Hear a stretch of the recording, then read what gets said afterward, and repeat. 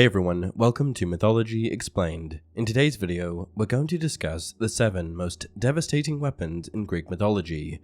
Weapons so powerful they won wars, structured the cosmos, and even dictated the destinies of primordial deities, titans, and gods. Let's get into it. Starting off our list is Medusa's Head. Medusa is one of 3 Gorgon sisters, creatures of such overwhelming hideousness that one look turned a person to stone, though in some accounts, it is Medusa alone who has this power, or curse, depending on how you look at it. Of the 3, only Medusa was mortal, meaning she was the only one who could be killed, which is why she, not either of her 2 sisters, was chosen as the object of Perseus' quest.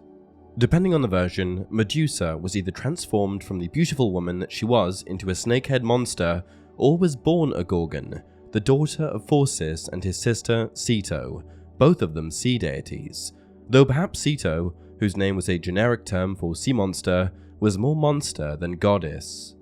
Per the account of Apollodorus, the Gorgons had writhing nests of snakes for hair, golden wings, boar-like tusks that jut from their maws, and hands of bronze that could slash a person to pieces.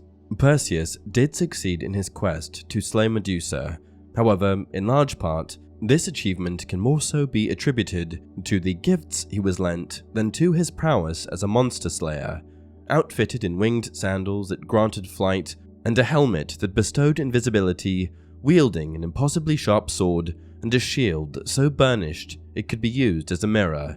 He came upon Medusa unaware and decapitated her while she slept. Now, for the reason Medusa's head earned a spot on this list. Perseus had a run-in with Atlas, the titan holding up the sky, before he gave the head to Athena and had returned home. Atlas wouldn't grant the hero hospitality, telling him to move on, so Perseus, feeling slighted, unveiled the head and turned the titan to stone. To be fair, this version of the myth was written by Ovid, a Roman poet notorious for thinking Greek myths nothing more than fanciful tales told in bygone times, this giving rise to much embellishment, but still, anything that can turn a titan, which is just a name for a group of gods, to stone, indicating that it would have the same effect on other gods, is a weapon of superlative potency. At number 2 we have the Venom of the Lernaean Hydra. The Lernaean Hydra is the object of Hercules' second labour. It was an enormous serpent with 9 sinuous, strangling heads, though some versions describe a greater number, 50 or even 100. Already it sounds formidable, but its great size and multitude of heads is just the beginning. Its venom was so lethal that any bite spelled certain death.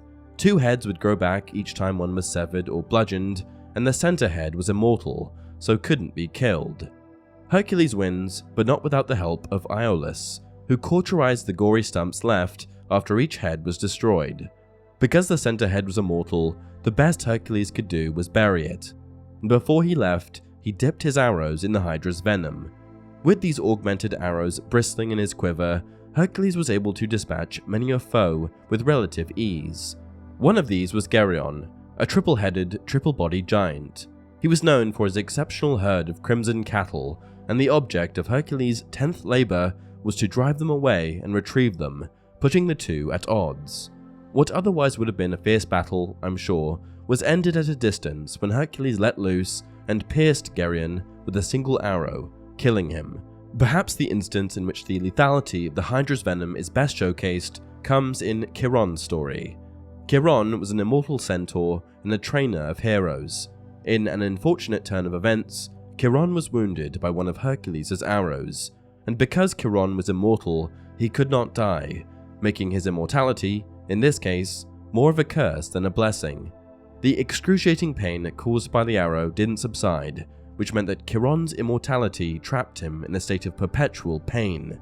He yearned for death, and his predicament became so unbearable that Zeus eventually took pity on him, allowing Chiron to transcend his pain and his flesh by setting him in the sky as a constellation. In another version, Chiron swaps destinies with Prometheus. While Chiron wasn't killed outright, the venom of the Lernaean Hydra subjected him, an immortal, as the gods are immortal, to such sustained agony that he begged for death, eventually escaping his body through divine intervention. Up next, we have the Theophio Taurus. The Theophio Taurus is a monster and a somewhat esoteric bit of Greek mythology. Spawned by Gaia, the front half was that of a bull, and where the hindquarters should have been was the tail of a snake. The mere fact that it was alive posed an ever-present, existential threat to the Olympians. Supposedly, if its entrails were burned, the person or group that enacted this rite became endowed with the power to defeat the gods, a great boon that the Titans were in dire need of, one that would have given them surety of victory.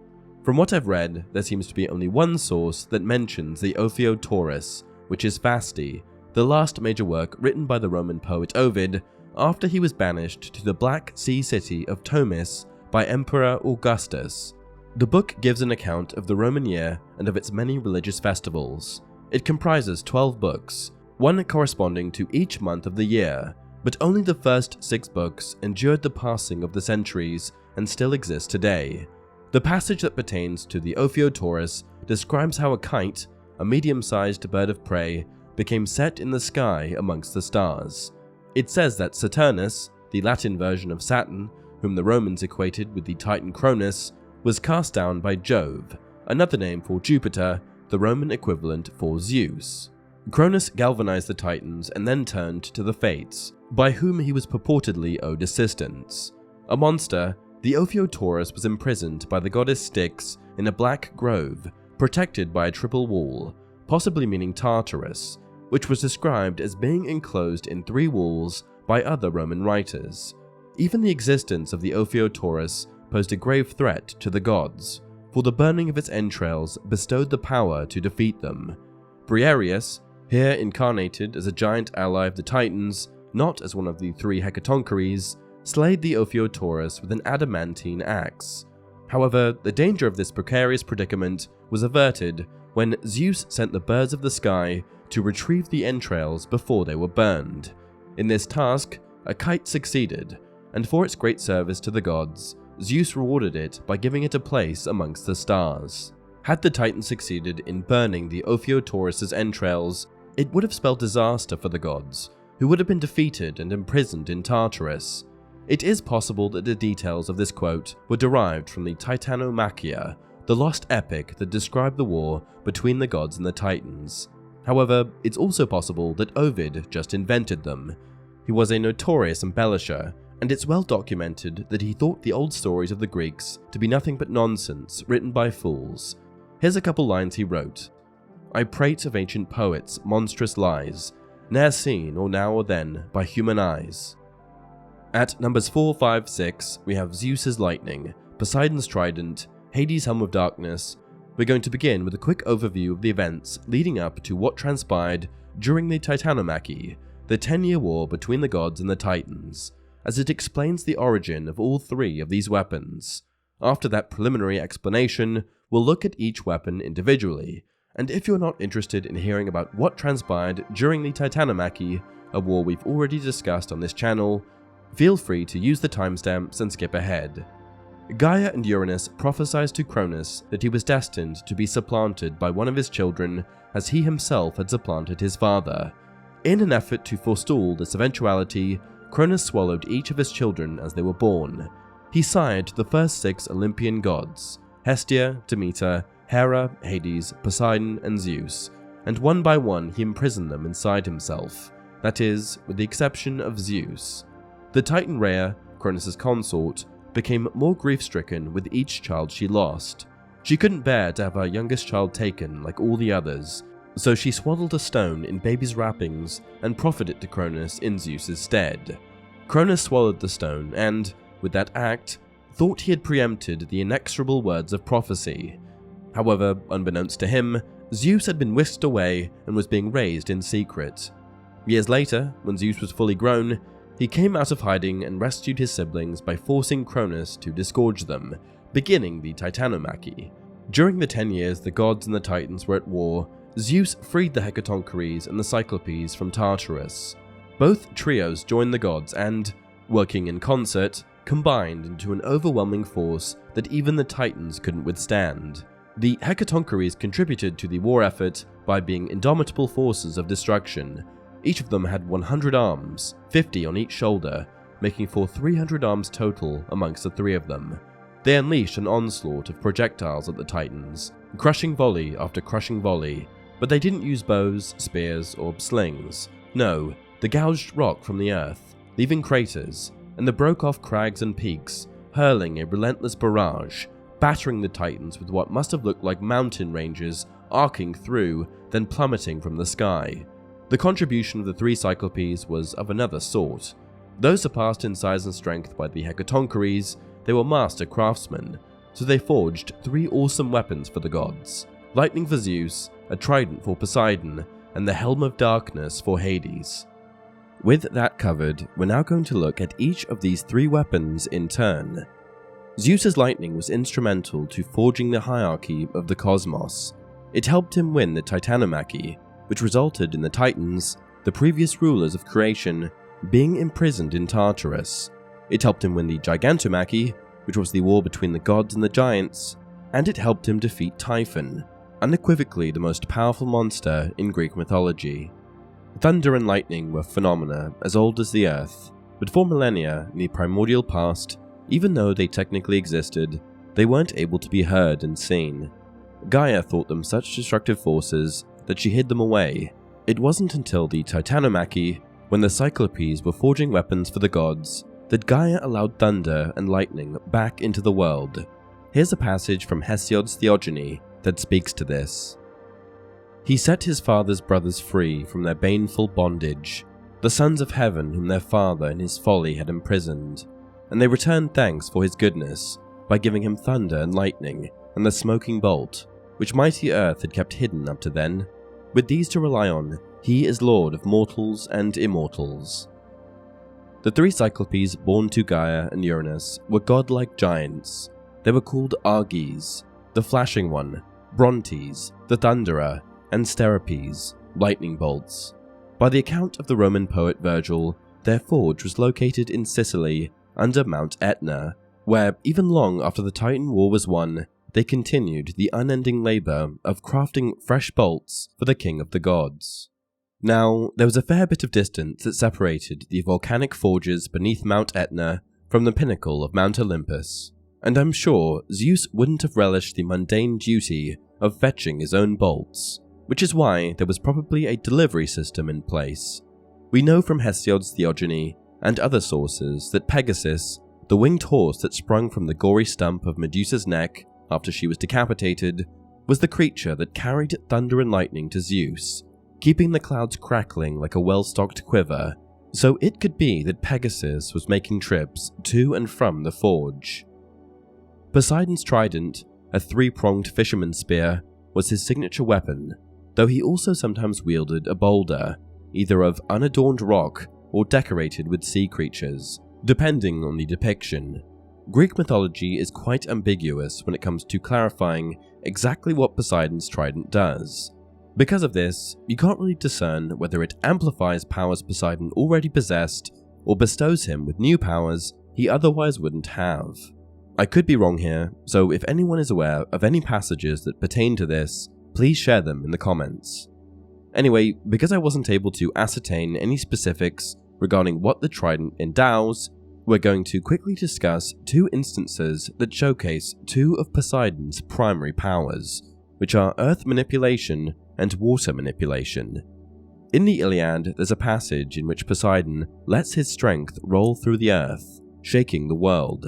In this, his power was so great that the tremors even passed through to the deeper planes of creation, to the underworld, where Hades sat fearful in his throne, afraid that his cavernous domain would be sundered above, bringing down massive falls of rock from the ceiling. When it comes to flexing his mastery over water, one of the most famous myths is the one in which Poseidon and Athena compete for Attica, the territory of Athens. Athena wins the contest, as her gift, the olive tree, was judged the more valuable. However, Poseidon's gift, while not as useful, was still an impressive display of his sovereignty over the sea. In one account, it is a saltwater spring that begins to flow when he taps his trident on the ground, but in another, he wills an entire sea into existence, materializing it from nothing.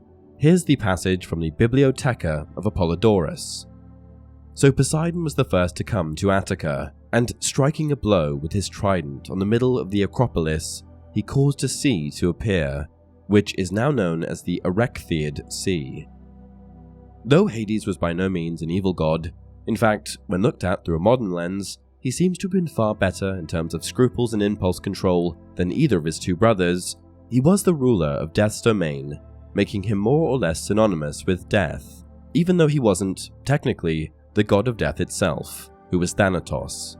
Because of this, people were frightened of him, what he ruled and what he represented, reluctant to invoke him, let alone name him, instead favoring epithets that circumvented his name, like Chthonic Zeus and Lord of the Underworld.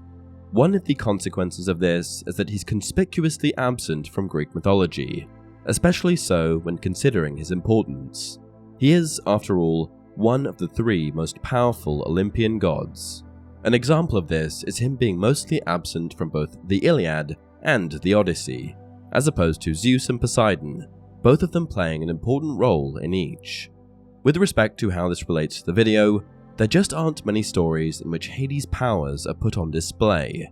We know that Hades' helmet grants the wearer perfect invisibility, but unfortunately, there don't seem to be any myths that showcase this. However, one doesn't have to think too hard to imagine how powerful this ability must have been. A god of Hades' power racing around invisible with god-forged weapons and armor must have been an absolute nightmare to contend with for the Titans in the Titanomachy, and for the giants in the Gigantomachy. Again, if anyone knows of a myth in which Hades' invisibility is discussed, I'd love to hear about it in the comments. Finishing up our list is the adamantine sickle of Cronus. In the beginning, there was chaos, the great void. From it came the first generation of primordial deities. One of these was Gaia, the personification of the earth. She independently produced 3 offspring, 3 second-generation primordial deities. They were Urea, the mountains, Pontus, the sea, and Uranus, the sky, whom Gaia took as her consort.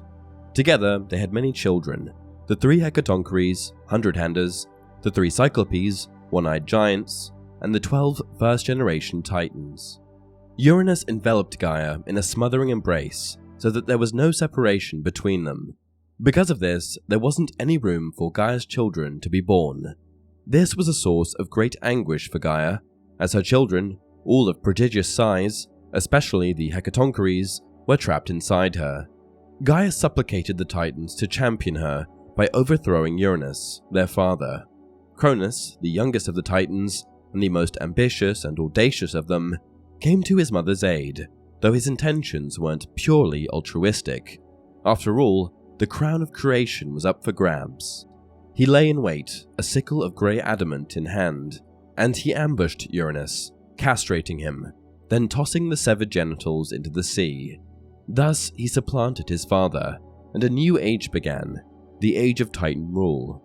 The Hecatoncheires and the Cyclopes were freed, but their time in the sun would prove ephemeral, for Cronus quickly re-imprisoned them in Tartarus. The reason this weapon makes the list is because it castrated the sky itself, effectively functioning as the tool that initially separated both earth and sky. True, there are other weapons credited with wounding gods in Greek mythology, but this one is the most iconic, and it was created by Gaia herself, who produced the element of adamant for the purpose of freeing herself, as is explained in Hesiod's Theogony. Here's the passage. Without delay, she created the element of grey adamant, and made a great reaping hook, and showed it to her dear children, and spoke to them courage, sore at heart as she was. And that's it for this video. If you enjoy the content, please like the video and subscribe to the channel. As always, leave your video suggestions down below.